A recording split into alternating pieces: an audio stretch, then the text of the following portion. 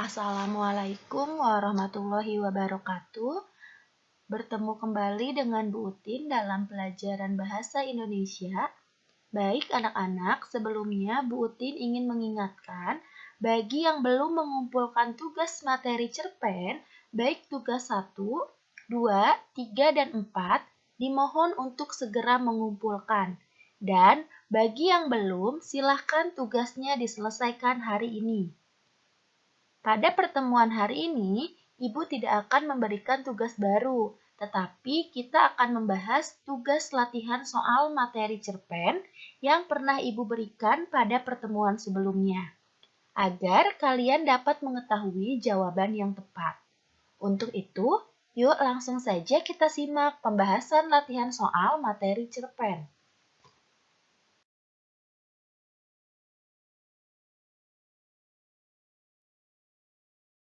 Soal nomor 1, sebutkan ciri-ciri cerpen. Nah, jawaban yang tepat yaitu ciri-ciri cerpen ada 5. 1. Panjang karangan kurang lebih 10 halaman. 2. Habis dibaca sekali duduk. 3. Hanya ada satu peristiwa yang menguasai jalan cerita. 4. Terdapat konflik tetapi tidak menimbulkan perubahan nasib pelaku. Dan yang kelima, perwatakan tokoh dilukiskan secara singkat.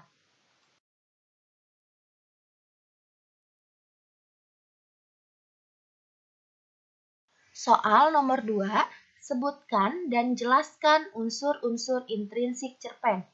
Nah, anak-anak, jika ada pertanyaan sebutkan dan jelaskan, berarti kalian harus menyebutkan dan menjelaskan satu persatu unsur-unsur intrinsik cerpen. Jawaban yang tepat yaitu unsur-unsur intrinsik cerpen terdiri dari 7. Yang pertama, tema. Tema adalah ide pokok atau gagasan utama dari sebuah cerita. Yang kedua, tokoh dan penokohan.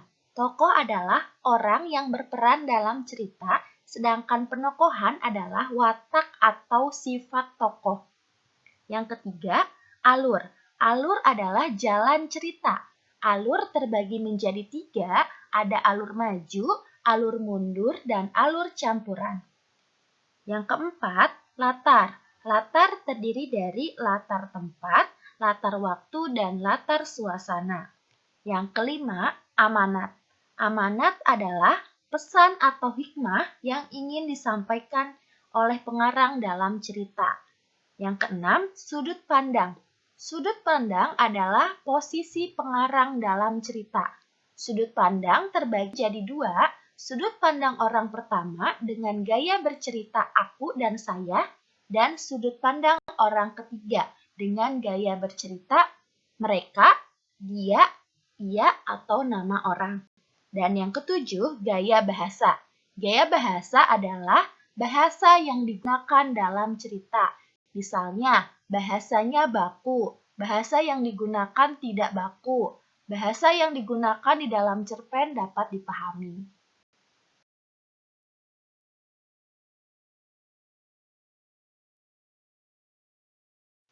Pertanyaan nomor 3, sebutkan dan jelaskan nilai-nilai unsur ekstrinsik cerpen.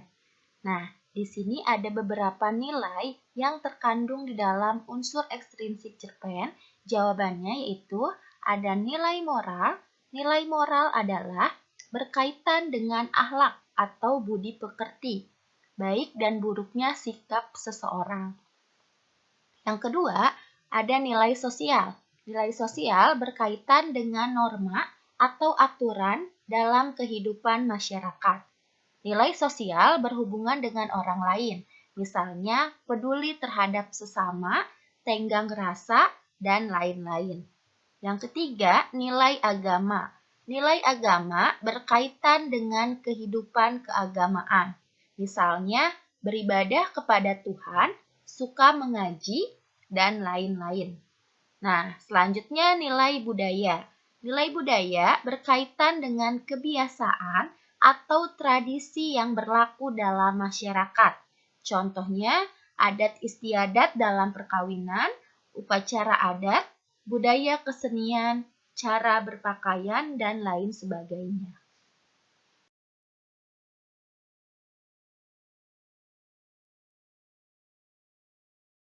Soal nomor 4, tentukan sudut pandang yang dipakai pengarang pada kutipan cerpen di bawah ini.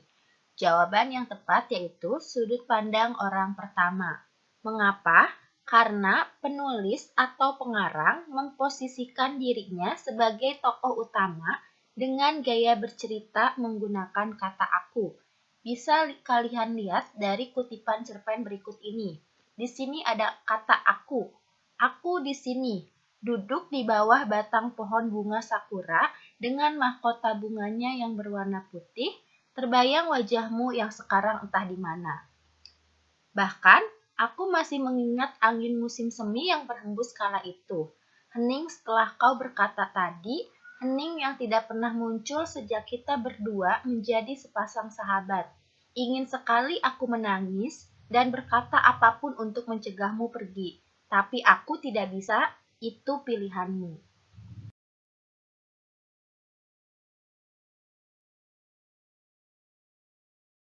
Soal nomor 5, tentukan latar waktu dan latar tempat pada kutipan cerpen tersebut. Jawaban yang tepat yaitu latar waktu pada malam hari dan latar tempat di kamar. Jawaban tersebut dapat kita buktikan dengan kutipan kalimat di bawah ini.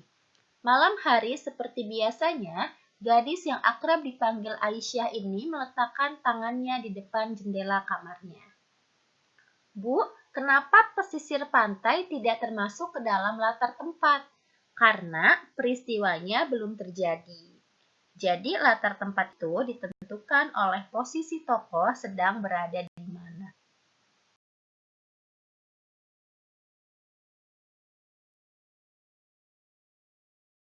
Soal nomor 6, tentukan penokohan Aisyah pada kutipan cerpen tersebut. Sebelumnya, mari kita baca kutipan cerpen di bawah ini. Malam hari seperti biasanya, gadis yang akrab dipanggil Aisyah ini meletakkan tangannya di depan jendela kamarnya. Wajahnya sedari tadi menghadap ke langit yang bertaburan ribuan bintang dan krep, bunyi pintu kamarnya terbuka, sontak Aisyah langsung memalingkan wajahnya ke arah pintu tersebut. Di sana sudah berdiri seorang gadis sebayanya sedang tersenyum. Aisyah, besok kamu ikut ya ke pesisir pantai, ucap gadis itu yang ternyata adalah Aurel. Dia adalah sahabat dekat Aisyah. Penampilannya tidak begitu tertutup. Ia berpakaian rok mekar sampai menutupi mata kakinya, lengan baju hanya sampai sikunya. Dan rambut Aurel dikuncir satu laksana mirip ekor kuda. Buat apa aku ke sana, Rel? Tanya Aisyah. Ya, kamu bisa refresh otak kamu dan bisa bermain dengan alam, jawab Aurel dengan meyakinkan Aisyah. Aku bisa refresh otakku dengan membaca lantunan ayat suci Al-Quran dan berkunjung ke masjid jika ingin bermain dengan alam, ucap Aisyah dengan panjang lebar. Iya sih, tapi kamu ikut dong aku besok, please, pinta Aurel dengan menunjukkan raut muka yang penuh permohonan. Ya sobatku, terang Aisyah yang menerima ajakan Aurel. Girang Aurel dengan memeluk Aisyah. Jadi, penokohan Aisyah yaitu baik, setia kawan, alim, atau taat agama.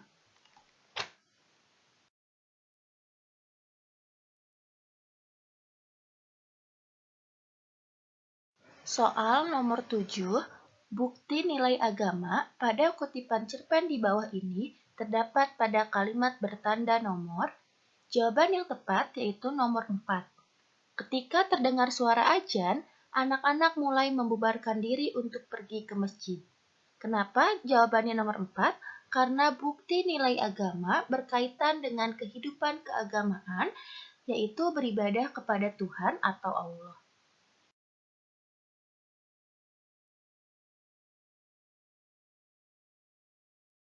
Soal nomor 8, bukti nilai moral pada kutipan cerpen di bawah ini terdapat pada kalimat bernomor. Jawaban yang tepat yaitu nomor 6, akhirnya Badudu mengakui kekalahannya. Mengapa jawabannya nomor 6? Karena nilai moral berkaitan dengan akhlak atau budi pekerti, baik dan buruknya sikap seseorang. Nah, di sini si Badu mempunyai sikap yang baik, yaitu mau mengakui kekalahannya, dia itu berjiwa besar.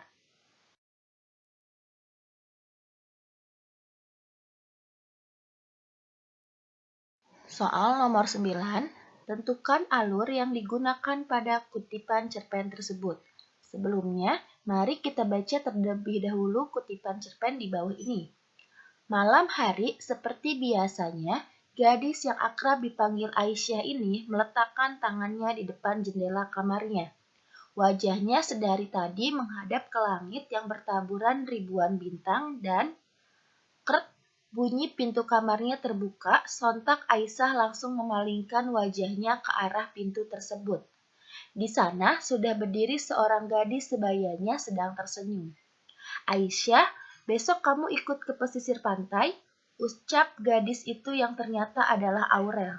Dia adalah sahabat dekat Aisyah. Penampilannya tidak begitu tertutup. Ia berpakaian rok mekar sampai menutupi mata kakinya, lengan bajunya hanya sampai sikunya, dan rambut Aurel dikuncir satu laksana mirip ekor kuda. Buat apa aku ke sana, Rel? Tanya Aisyah. Ya, kamu bisa refresh otak kamu dan bisa bermain dengan alam, jawab Aurel dengan meyakinkan Aisyah. Aku bisa refresh otakku dengan membaca lantunan ayat suci Al-Quran dan berkunjung ke masjid jika ingin bermain dengan alam, ucap Aisyah dengan panjang lebar. Iya sih, tapi kamu ikut dong aku besok, please, pinta Aurel dengan menunjukkan raut muka yang penuh permohonan. Ya sobatku, terang Aisyah yang menerima ajakan Aurel. Girang Aurel dengan memeluk Aisyah. Jadi, alur yang digunakan pada kutipan cerpen tersebut yaitu alur maju. Mengapa menggunakan alur maju? Karena kronologis atau jalan ceritanya disajikan secara runtut dari awal sampai akhir cerita.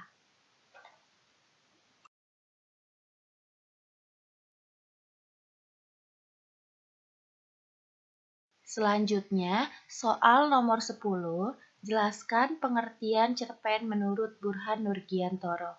Jawaban yang tepat yaitu Burhan Nurgiantoro menjelaskan bahwa cerpen adalah sebuah cerita yang selesai dibaca dalam sekali duduk. Kira-kira berkisar antara setengah sampai 2 jam.